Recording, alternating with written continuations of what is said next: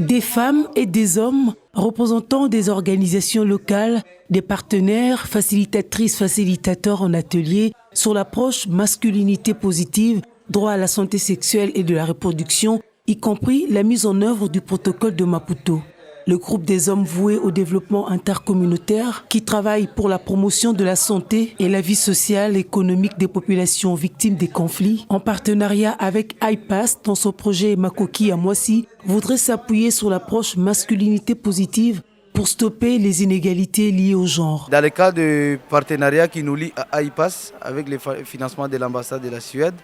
c'est un partenariat qui travaille plus sur comment nous pouvons travailler sur le renforcement du rôle des hommes et des garçons dans la promotion de la santé sexuelle et reproductive, y compris le droit d'accès à l'avortement sécurisé. On voudrait, avec les associations, qu'on identifie un peu tout ce qui est des défis liés à la mise en œuvre du protocole de Maputo, et aussi c'est de comprendre aussi les inégalités basées sur les genres,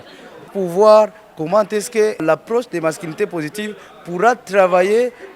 pour la transformation des masculinités et surtout dans le cas de défier les normes sociales qui sont discriminatoires. Ces 3 jours d'atelier permettront aux participants qui relayeront à leur tour à leur communauté respective d'appréhender les différents indicateurs qui garantissent les DSSR. Renforcer les capacités de nos partenaires pour qu'ils agissent de façon efficace, beaucoup plus ce que nous attendons d'eux, la réalisation des indicateurs. Et pour y arriver, il fallait que, tous parlions un même langage. Et voilà, il fallait un certain réglage, mais aussi pour mettre tout le monde sur un même niveau de compréhension, surtout pour le projet Makoki à Moissy. Nous allons continuer, non seulement dans le cadre des IPAS, donc l'ensemble de tous les projets, mais aussi le projet Makoki à Moissy prévoit beaucoup d'activités de renforcement de capacité des partenaires et aussi d'autres parties prenantes qui ne sont pas directement impliquées dans le projet.